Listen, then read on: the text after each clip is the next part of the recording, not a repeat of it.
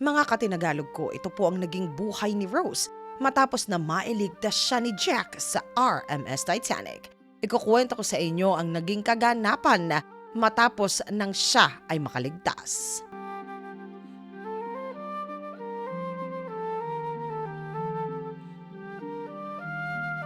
Nang ika-4 ng Abril ng taong 1912, sa unang paglalayag ng barkong RMS Titanic, nakasagupan nito ang isang iceberg na siya namang kumayas sa isang bahagi ng barko na naging sanhi naman ng paglubog nito.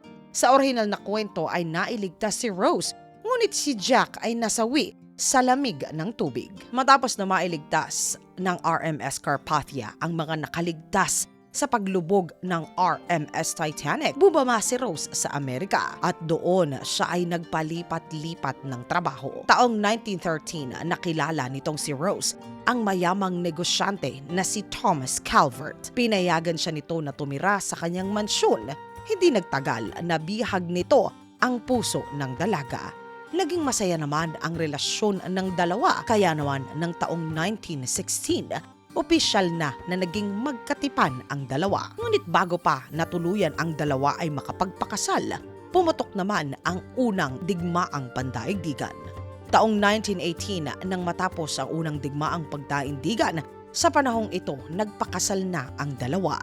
Ginanap nila ang kanilang simpleng kasalan malapit sa karagatan. Palihim na sinulyapan ni Rose ang Heart of the Ocean na nasa kanyang mga kamay. Muli na nariwa sa kanyang alaala ang naganap sa kanilang dalawa ni Jack. Muli pumatak ang luha nitong si Rose mula sa kanyang mga mata. Isang mapait ngunit matamis ng ngiti ang namutawi sa kanyang mga labi. Taong 1920, isinilang ni Rose ang panganay nilang anak ni Calvert. Pinangalanan nila ito na si Eleanor. May mga pagkakataon na napapaisip itong si Rose sa tuwing tititigan nito ang mukha ng panganay na anak. Sa isip-isip nito, ano kaya ang itsura ng panganay namin dalawa ni Jack? Taong 1922, inalok itong si Rose ng trabaho bilang isang modelo.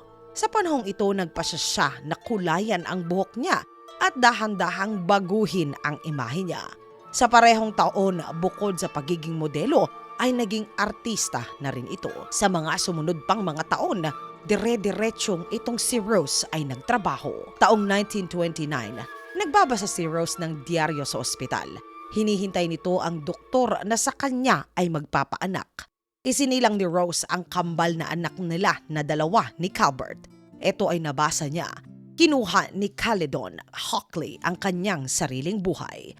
Si Caledon Hockley ay si Cal at ang dating katipan nitong si Rose. Pinangalanan ni Rose ang kanyang kambal na si Alice at si Florence. Taong 1931, isinilang ni Rose ang kanyang ikalawang anak na lalaki at pinangalanan niya ito na si Edward. Taong 1935, tuluyan na nanilisan ni Rose ang pag-aartista at nag-focus muna sa kanyang mga anak at pamilya.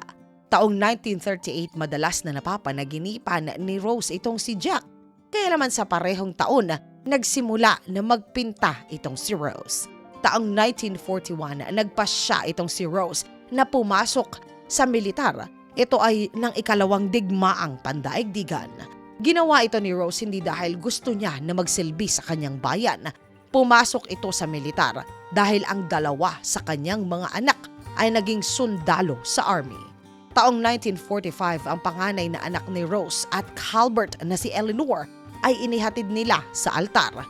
Ito ay ang araw ng kanyang kasal.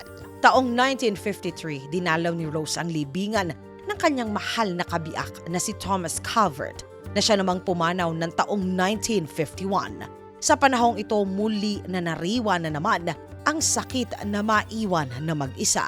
Muli damang-dama nito ang sakit na mawalan ng pinakamamahal. Ganito ang naramdaman niya nang mawala si Jack sa kanya. Taong 1955, isinilang ang unang apo nito si Rose na si Nancy. At taong 1958, sa unang pagkakataon, napanood nito ang isang dokumentaryo tungkol sa paglubog ng RMS Titanic. Labis niyang dinibdib ito, nadurog ang kanyang puso sa kanyang mga nakita.